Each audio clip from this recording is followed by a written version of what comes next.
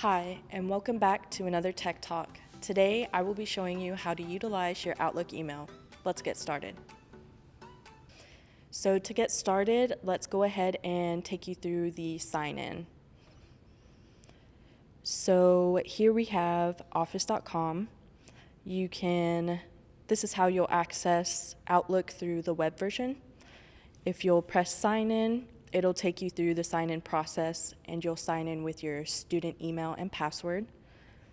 It'll take you to a landing page that looks like this, and you'll select the apps section, and it'll open up all the Microsoft Word apps, and you'll select Outlook, and it'll bring your Outlook inbox in the next tab. So from here, you'll have all of your emails listed, and once you're here in the web version of Outlook, feel free to bookmark this page. That way you can access it a little bit easier than having to go through all the steps of Outlook.com. So let's start with sending an email. You'll select New Mail, and it'll populate with like the blank email form. So the key pieces of information that you'll need to fill in will be the subject, which is like the title of your email, and the content. So for you can just start typing in the name of the person you want to send it to.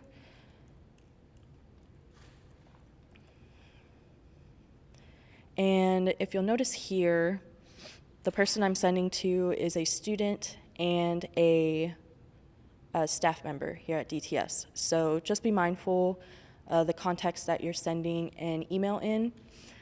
If you are just sending a friendly email to a fellow classmate, be sure you're selecting the Dallas Seminary version of the email. If you are emailing a specific person in a department or a professor and they have two emails listed, just be sure that you're selecting the dts.edu email, because that will be the work email. So in this case, I'll just select the student version of the email. We also have a couple different options. We have the CC, which is, say you're in a class setting and you need to email the grader for the class as well as the professor. So you might put the grader for the class here, and then you might type in the professor here. So say it was Dr. Spiegel, you would select that. And that way it'll send a copy of the email to each person, and everyone will see who is in on this email. There's another little option here, BCC. This is a little less often used. However, it can be useful in some situations. The time you'll see it most often is like a mailing list from a company or maybe a student group. Say you have 10 people you need to send this information to. You can BCC everyone. That way everyone doesn't have each other's email. They're just getting the content of the message. So this also helps if someone is replying to that email. It'll just get sent back to the original sender, which would be you. In this case, we are just going to fill in the to, and then the subject, I'll just put notes. And then you want to put something in the body or the context of the email. Just put, here are some notes. Now, let's say you want to attach a file to this email. You'll go to Insert, and up here it'll say Attach File. And if you click the drop down, you'll see the different options you have for attaching. In this case, I know the file is on my computer, so I'll select Browse. And you'll go to whatever folder this document is in. In my case, it's under Documents, so I'll select Documents as the folder, select the specific thing I want to attach, and then press Upload. You also have another option to upload from OneDrive. So say you have a file that is sitting in your OneDrive already that you need to share. You can use select OneDrive and it'll open your OneDrive so you can find the document. Just be careful of uploading or attaching things as links. Just be mindful that the permissions to view the file will be a little bit more restricted. So if you're sending a link to someone and you haven't already previously given them access to this file, they won't be able to see whatever you're attaching. But in this case, it was on my computer. I pressed Browse Computer, add it to the document, and or add the document, add it to the email, and we are good to go. So I'll go ahead and press Send. You can also schedule a send. Say you want this message to go out on Monday when you know the person will be in class, or if it's in a department, you'll know they'll be in the office. You can schedule a send. In this case, we just want to send as usual. So I'll go ahead and send that email. Now let's talk about some organization options for your inbox. So as you can see right now, everything is pretty much in my main body or the main email inbox. So say with this email here, I want to send it to, like this is something work related, so I want to create a folder that has work. You can press this Move To button, select it, and you can either search for a folder or create a new folder. So let's just say podcast room. Save that, and if you saw that, it will disappear from your main inbox, and there will be a new folder that will be created. So if you click that, you click that, and the email that you just sent to that folder will be findable from within the folder versus your main inbox.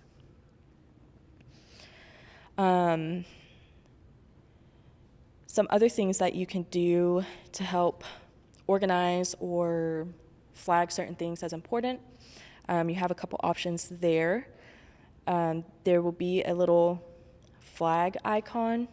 This is just to mark the email as important and remind you to follow up. So if you select this, it'll give it a little red flag icon, and it kind of, if you can see, it kind of highlights the message in a way. So if you click into it, you'll be able to see that it's flagged, and then you can look at the content and decide what to do then. If it's asking you to do something, once you follow through with the action, you can click the flag icon again, and it will remove the flag. So if we go back, it will say flag for follow-up completed on 7/31. So this is just a reminder to yourself that, yes, whatever I needed to do from that email, I did it. So that's a check mark. If we wanted to pin a message to the top, so say this is a very important message that I need to keep, I will pin it to the top, and then I will be able to find it more easily. Like it'll always stay at the top of your emails, and then you can just go in and do whatever else you need to do. A couple options for searching for emails. Say you know you have this email in your inbox, but you can't find it. You can search a specific sender. So we'll say, like, I know I have a message from this person. Give it a second for it to search everything, and it should populate with all of the emails. Let's see. Let's do a keyword. So let's do this and see what pops up.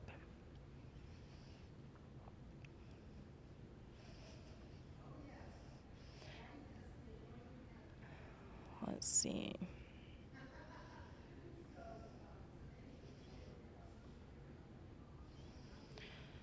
So if we wanted to search for any emails that contain the word lunch, then you'll select that top search bar, you'll type in lunch, and it'll populate all of the results for that keyword.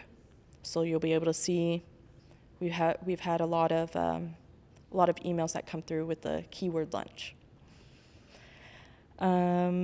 A couple options, we'll get out of there.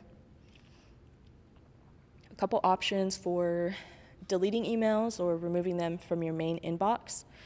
You can choose to archive. So if you select this move to and select archive, you see it deletes it from, or it removes it from your main inbox. But if you go into your archive folder, this will hold it there. That way you'll be able to access the email without it being deleted and without it cluttering up your main inbox of your email. Another option, if you're completely done with an email and you know you're not going to need it in the future, you can just delete the email.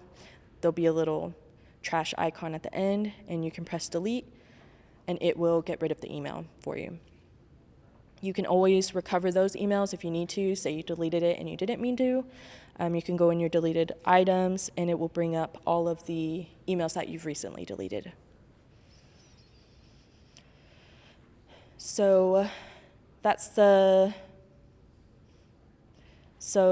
main portion of kind of tips and tricks of how to navigate around your Outlook email inbox. A few tips for just staying on top of things. Just be sure to check your email regularly. You'll want to log in or access the bookmark every day at least, or when you're going through the semester, when you know you have class, you want to check your email. That way, if there are any updates or announcements that are coming out, the main form of communication at DTS is your student email. So everything will go here, so you'll need to know how to access it. Say you have something coming up, you can always use a calendar invite and create a invite for the day.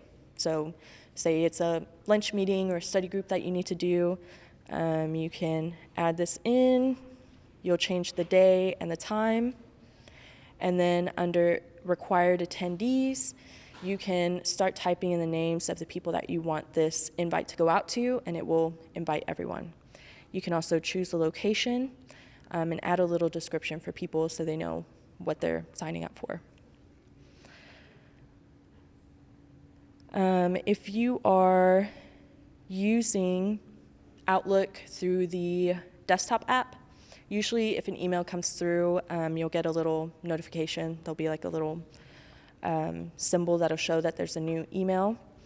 If you're using Outlook through the phone app, just be sure that your notifications are turned on. You can look under your settings for each specific app, and just be sure that notifications are allowed and that they're not on silent, so it'll make a little sound and vibrate. Well, I hope that information was helpful for you. Thank you for watching, and I'll see you at the next Tech Talk.